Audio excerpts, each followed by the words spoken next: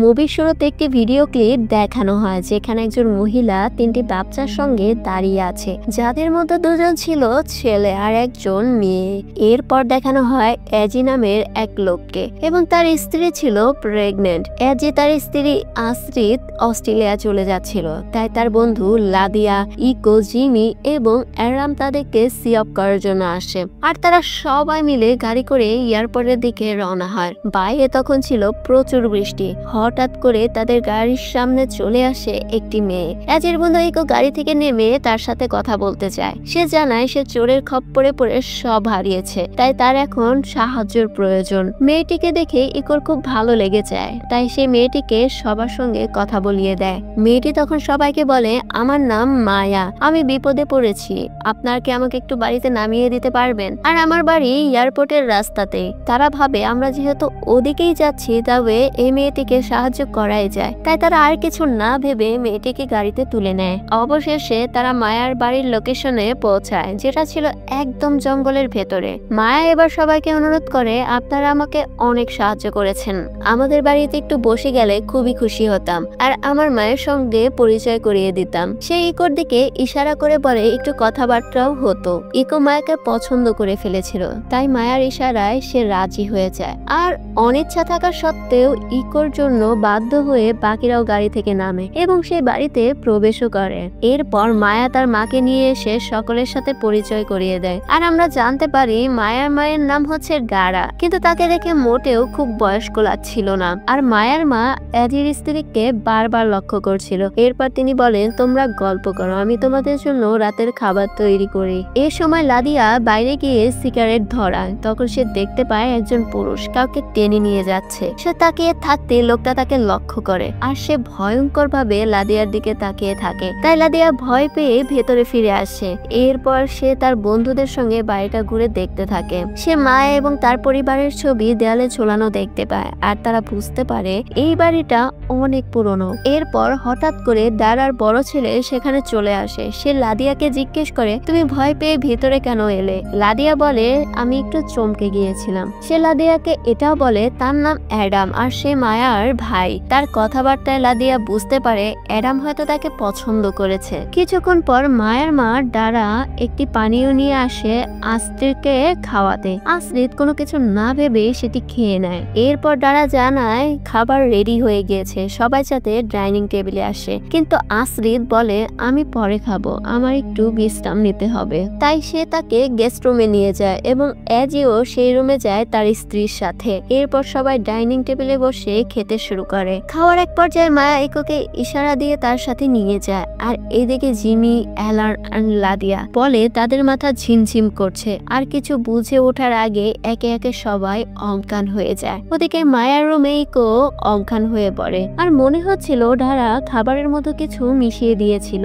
AG আর আসরিত এসবের কিছুই জানে না, কারণ তারা উপরে বিশ্রাম নিচ্ছিল। যখন অ্যালাম জ্ঞান ফিরে পায় তখন সে দেখে তার সামনে মায়া দাঁড়িয়ে। সে জিজ্ঞেস করে, আমার বাকি বন্ধুরা কোথায়? মায়া বলে তারা উপরে বিশ্রাম নিচ্ছে। কিন্তু অ্যালাম লক্ষ্য করে মেয়েটির আচরণ ধীরে ধীরে অস্বাভাবিক হয়ে যাচ্ছে। তার সন্দেহ হয় তার বন্ধুরা সত্যি বিশ্রাম নিতে গেছে নাকি এর পেছনে অন্য কোনো কারণ আছে। এরপর সেই রহস্যময়ী মেয়ের তার দিকে এগিয়ে আসে, কিন্তু অ্যালান তাকে ধাক্কা দিয়ে দূরে সরিয়ে দেয়। এরপর মায়া আচমকা ছুরি দিয়ে অ্যালানের হাতের মুখ কেটে দেয়। অ্যালান আতঙ্কে দৌড়ে পালাতে থাকে, কিন্তু মায়া তাকে খুঁজতে শুরু করে আর অ্যালান সুযোগ বুঝে আবার মায়াকে আক্রমণ করে। এরপর জিজ্ঞেস করে, তোমার আসল সমস্যা কি? এরপর অ্যালান যখন মায়াকে মারতে যাবে ঠিক সেই সময় সেখানে হাজির হয় মেয়েটির ভাই অ্যাডাম। আর তাদের আওয়াজ শুনে এজি এবং তার স্ত্রী আসরিত সেখানে চলে আসে, কিন্তু অ্যাডাম তাদের উপস্থিতিতে কোনো গুরুত্ব না দিয়ে সে তাদের বন্ধু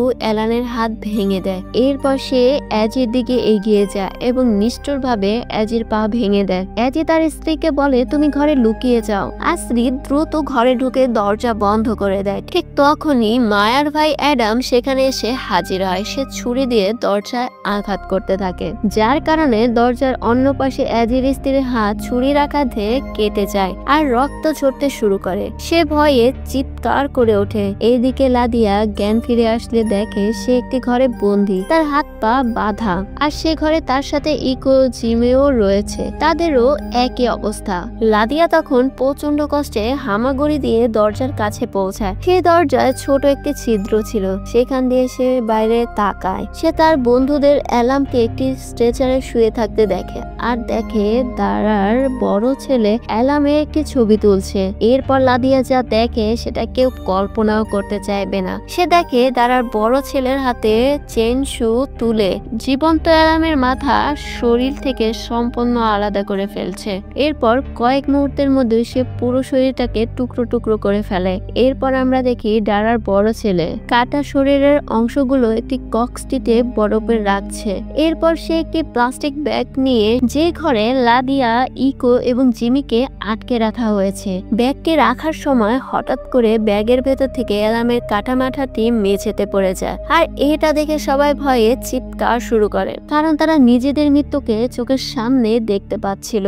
এরপর দারার বড় ছেলে লাদিয়াকে টেনে বাইরে নিয়ে যায়। সে লাদিয়াকে টেবিলের উপর শুয়ে বেঁধে ফেলে। এদিকে জিমি অ্যাডামকে ফটকা বলে গালি দিতে থাকে। তাই সে রেগে গিয়ে লাদিয়াকে রেখে জিমিকে মারতে চলে আসে। আর এই সুযোগে বাধা অবস্থায় লাদিয়া নিজের হাত খুলে ফেলে। এরপর যখন দারার বড় ছেলে আবার তার কাছে ফিরে আসে, সে সুযোগ বুঝে তার জিভ কেটে ফেলে আর তার কাছ থেকে ছুরি নিয়ে পেটে ঢুকিয়ে দেয় আর মাথায় আঘাত করে তাকে মেরে ফেলে। এরপর লাদিয়া জিমি আর ইকোর বাঁধন খুলে তাদেরকে মুক্ত করে দেয়। এদিকে উপরের ঘরে দেখা যায় অ্যাজিকে শক্ত করে বেঁধে রাখা হয়েছে।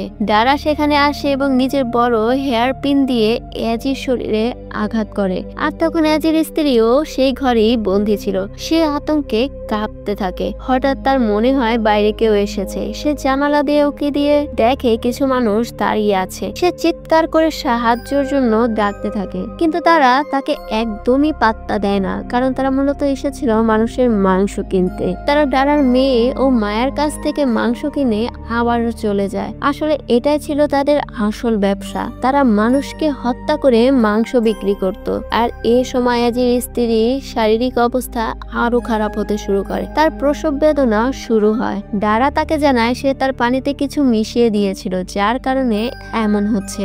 এরপর আমরা দেখি আইসরির জন্ম দেয় এক ফুটফুটে বাচ্চার। শিশুর কান্নার শব্দ শুনে অ্যাজি আর নিজেকে সামলাতে পারে না। সে সামনে এগোতে চেষ্টা করে, কিন্তু সে চেয়ার সহ ফ্লোরে পড়ে যায়। দারা এসবের কোনো তোয়াক্কাই করছিল না। এদিকে লাদিয়া, জিমি আর ইকো এক্সিট খুঁজে তারা সেখান থেকে বাইরে বেরিয়ে আসে। কিন্তু ঠিক তখনই দারার দুই সন্তান মায়া আর তার ভাই অ্যাডাম সেই রুমে এসে হাজির হয়। তারা তাদের ভাইকে রক্তাক্ত অবস্থায় দেখতে পায়। তাদের ভাই তাদের বলে ওরা পালিয়ে গিয়েছে। এটা শুনে তারা রাগে উন্মাদ হয়ে যায়। এদিকে লাদিয়া তার দুই বন্ধু মিলে তাদের গাড়ি খুঁজতে থাকে, কিন্তু তাদের গাড়ি সেখানে খুঁজে পায় না। তখন সিদ্ধান্ত নেয় তারা জঙ্গলের ভেতর দিয়ে পালিয়ে যাওয়ার। ঠিক তখনই সেখানে মায়া এসে হাজির হয় আর তার হাতে ছিল ধনুক আর তীর। সে তীর ছুটতে শুরু করে আর একটি তীর ইকোর কানে গিয়ে লাগে আর তার কান কেটে যায়। কিন্তু এরপরও তারা জীবন বাঁচাতে পালাতে থাকে।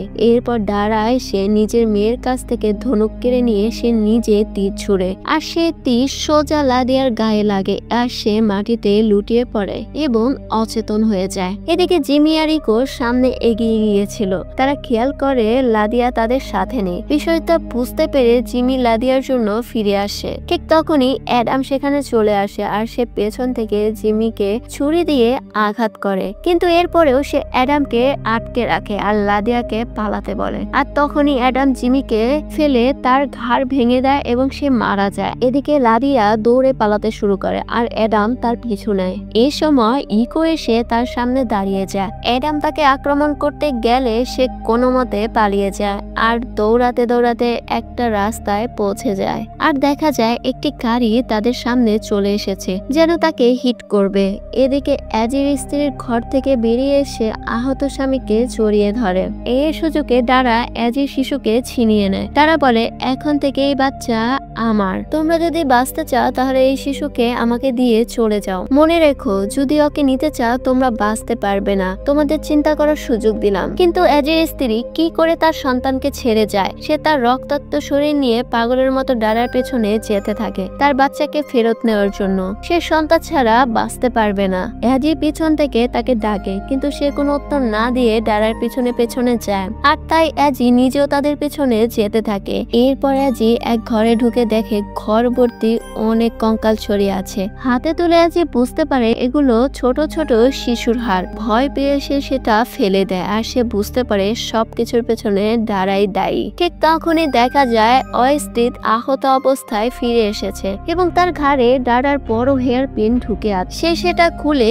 অ্যাজির ওপরে পড়ে যায়, আর অ্যাজিকে তাদের ছেলে হয়েছে বলে আইসরির মারা যায়। অ্যাজি নিজের স্ত্রীর মৃত্যু দেখে ক্ষিপ্ত হয়ে ওঠে। সে ডারার দিকে ঝাঁপিয়ে পড়ে তাকে হত্যা করার জন্য। অ্যাজি পাগলের মতো ডারাকে মারতে শুরু করে। এরই মধ্যে ডারা শিশুটিকে আলাদা করে সরিয়ে রেখেছিল।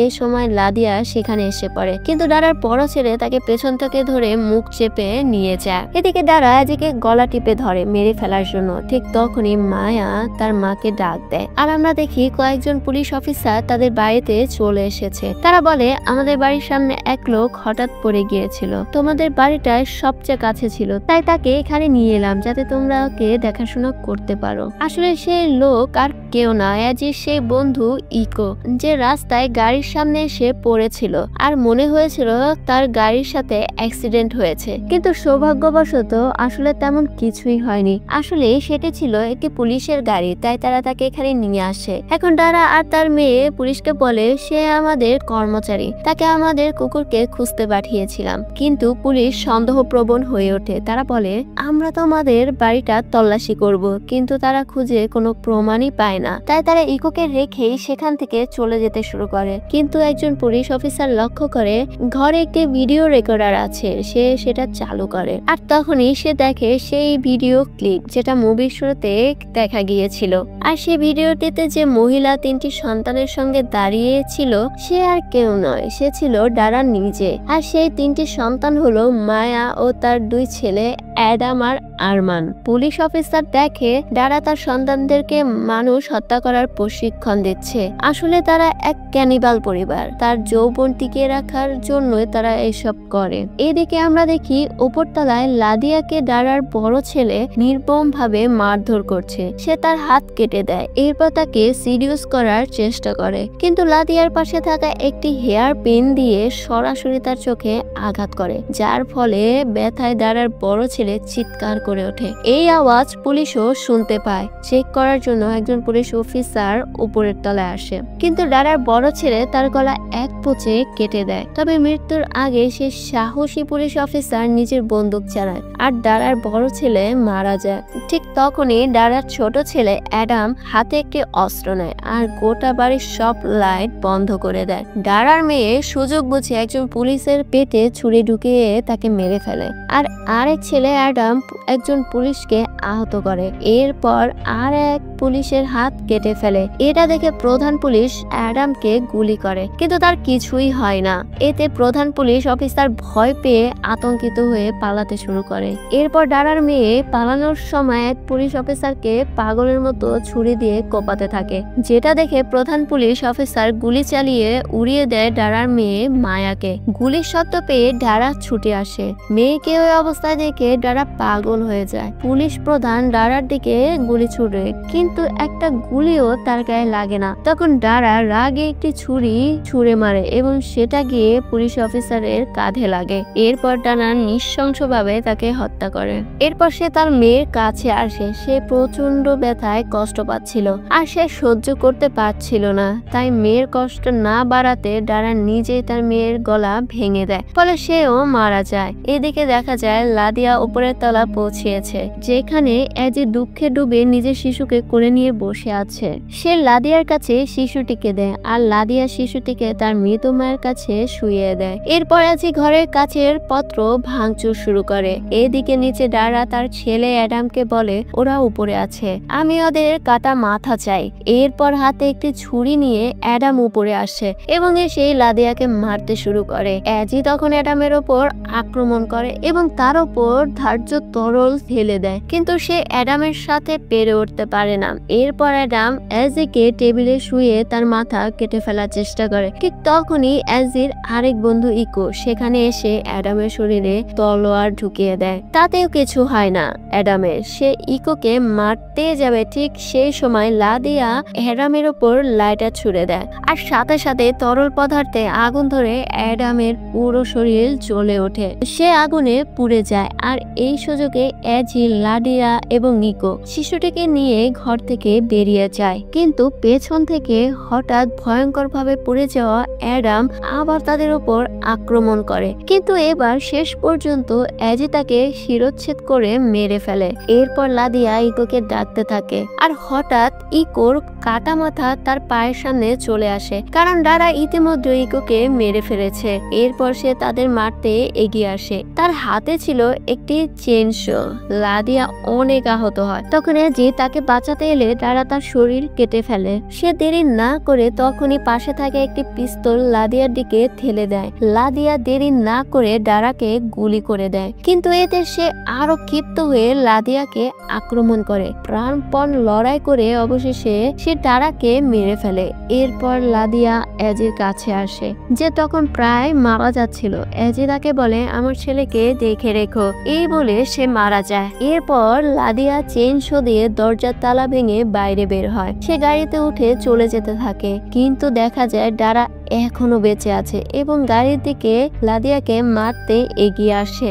লাদিয়া দ্রুত গাড়ি চালিয়ে দেয়, ফলে ডারা গাছের বাড়ি খেয়ে পড়ে যায় এবং গাড়ির দরজাও ভেঙে যায়। তখন লাদিয়া ভাবে এবার ডারা সত্যি মারা গিয়েছে, তাই সে শিশুটিকে আদর করে এবং গাড়ি ঘুরিয়ে সেখান থেকে চলে যায়। কিন্তু শেষ দৃশ্যে দেখা যায় ডারার হাত এখনো নড়ছে, মানে সে মারা যায়নি এবং হয়তো সে আবার ফিরে আসবে। এবং এই দৃশ্যের পরে মুভিটি শেষ হয়ে যায়। আর এটাই ছিল এই মুভির সম্পূর্ণ এক্সপ্লেনেশন। আশা করছি আপনাদের কাছে এই ভিডিওটি ভালো লেগেছে। তাহলে অবশ্যই ভিডিওটিতে একটি লাইক দেবেন, আর চ্যানেলে নতুন হয়ে থাকলে অবশ্যই চ্যানেলটি সাবস্ক্রাইব করবেন। Thanks for watching.